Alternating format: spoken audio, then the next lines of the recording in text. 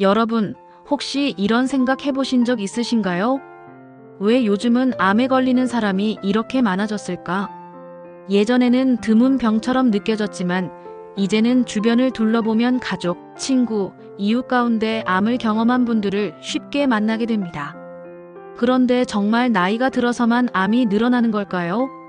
저는 지방종합병원 내과에서 40년 가까이 환자들을 만나며 한 가지 사실을 절실히 깨달았습니다. 암은 어느 날 갑자기 찾아오는 손님이 아니라는 것입니다.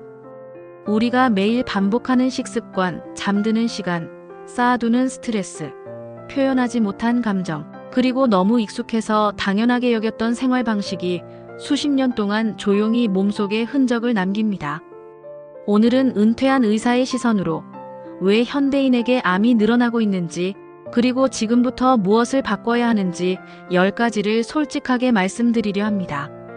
어쩌면 여러분의 남은 인생을 지키는 가장 중요한 처방전이 오늘 이 이야기에 담겨 있을지도 모릅니다. 첫째, 멈추지 못하는 사회가 부르는 만성 긴장. 우리 사회는 쉬는 것을 허락하지 않습니다. 인터넷이 연결된 순간부터 우리는 언제나 응답 가능한 상태에 놓입니다. 퇴근 후에도 메신저 알림이 울리고 휴일에도 업무 메일을 확인합니다. 몸은 집에 있지만 마음은 내내 직장에 묶여있는 삶. 이것이 현대인의 일상입니다. 만성적인 긴장 상태는 코르티솔과 같은 스트레스 호르몬을 지속적으로 분비시킵니다. 이 호르몬이 오랜 시간 몸속을 떠돌면 면역 감시 기능이 서서히 무너집니다. 암세포는 정상세포에서 매일 수천 개씩 생겨나지만 건강한 면역계가 이를 조용히 제거합니다. 긴장이 면역을 잠식하면 그 청소 기능이 흔들리게 됩니다. 둘째, 비교와 박탈감이 쌓이는 마음의 독소. 스마트폰 화면을 넘길 때마다 타인의 성공, 여행, 행복이 쏟아집니다.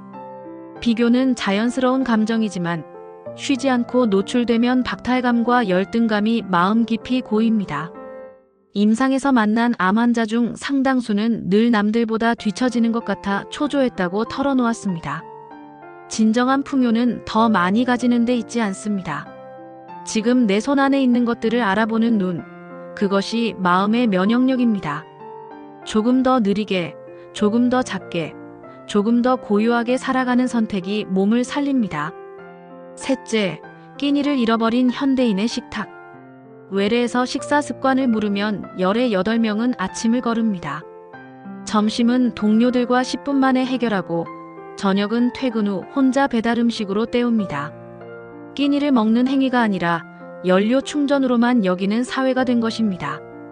불규칙한 식사는 위산 분비 리듬을 무너뜨리고 위 점막을 반복적으로 자극합니다. 이런 상태가 수십 년 이어지면 위장관 전체에 만성 염증이 쌓입니다. 하루 한 끼만이라도 시간을 정해 천천히, 가능하면 따뜻한 음식을 먹는 것이 소화기 건강의 기초입니다. 넷째, 편의가 만드는 영양의 공백. 편의점 삼각김밥, 컵라면, 배달 피자가 한 끼를 대신하는 경우가 늘었습니다. 이러한 초가공식품에는 열량은 넘치지만 식이섬유와 항산화 성분이 거의 없습니다. 과일과 채소를 통해 얻어야 할 비타민, 미네랄, 파이토케미컬이 현대인의 몸속에서 사라지고 있습니다. 제가 진료실에서 권했던 단순한 원칙은 이것입니다. 색깔이 다양한 채소를 매 끼니 반 접시 담아라. 빨강, 노랑, 초록, 보라 등 색이 다양할수록 서로 다른 항산화 물질을 섭취하게 됩니다. 거창한 식이요법이 아니라 이 작은 습관 하나가 암 예방의 실질적인 첫걸음입니다. 다섯째, 몸을 쓰지 않는 일상의 대가. 자동차 엘리베이터, 에스컬레이터. 현대의 편리함은 우리에게서 걷고 오르고 하는 움직이는 기회를 빼앗았습니다. 하루 종일 의자에 앉아 화면을 보다 귀가하면 소파에 눕습니다. 근육은 쓰지 않으면 줄어들고 줄어든 근육은 혈당을 제대로 처리하지 못해 대사 이상으로 이어집니다. 세계보건기구는 신체 활동 부족을 흡연에 버금가는 건강 위험 요인으로 분류합니다. 거창한 운동이 아니어도 됩니다. 하루 30분, 땀이 약간 날 정도로 걷는 것만으로도 대장암, 유방암, 자궁 내막암의 위험을 의미 있게 줄일 수 있다는 증거가 이미 충분합니다. 여섯째, 일상생활 속에서 보이지 않는 독. 매연이 자욱한 도로변 카페에서 야외 테이블에 앉아 커피를 마십니다. 주방에서 생선을 굽는 동안 환풍기를 켜지 않습니다. 새 가구를 들인 방에서 환기도 없이 밤을 보냅니다. 이처럼 우리는 매일 크고 작은 발암물질에 노출되지만 그 위험을 거의 의식하지 않습니다. 실내 공기질은 실외보다 최대 5배 더 오염되어 있을 수 있습니다. 요리할 때 반드시 환풍기를 켜고 하루 2번, 10분씩 창문을 열어 환기하는 것이 중요합니다. 화학 방향제보다 작은 화분 하나가 생활 공간의 공기를 더 건강하게 만들어줍니다. 일곱째, 술자리 문화와 몸의 한계. 우리 사회에는 술을 권하는 자리가 너무 많습니다. 회식, 경조사, 동창 모임, 거래처 접대. 거절하면 분위기를 깬다는 암묵적인 압박이 있습니다. 알코올은 간에서 분해되는 과정에서 아세트알데히드라는 1급 발암물질을 만들어냅니다. 음주 후 얼굴이 붉어지는 분들은 이 물질을 분해하는 효소가 부족한 경우가 많아 특히 주의가 필요합니다. 흡연은 단지 폐암만의 문제가 아닙니다. 구강암, 식도암, 방광암, 신장암, 자궁경부암, 췌장암까지 흡연이 관여하는 암의 종류는 15가지가 넘습니다. 술과 담배가 함께할 때 그 위험은 단순 합산이 아니라 곱절로 높아집니다. 여덟째, 잠을 빼앗긴 몸의 신호. 수면은 단순한 휴식이 아닙니다. 잠자는 동안 뇌는 낮 동안 쌓인 노폐물을 청소하고 면역세포는 온몸을 순찰하며 손상된 세포를 수리합니다. 멜라토닌은 밤의 어둠 속에서만 충분히 분비되는데 이 호르몬은 강력한 항산화 물질이자 암세포 억제 인자이기도 합니다.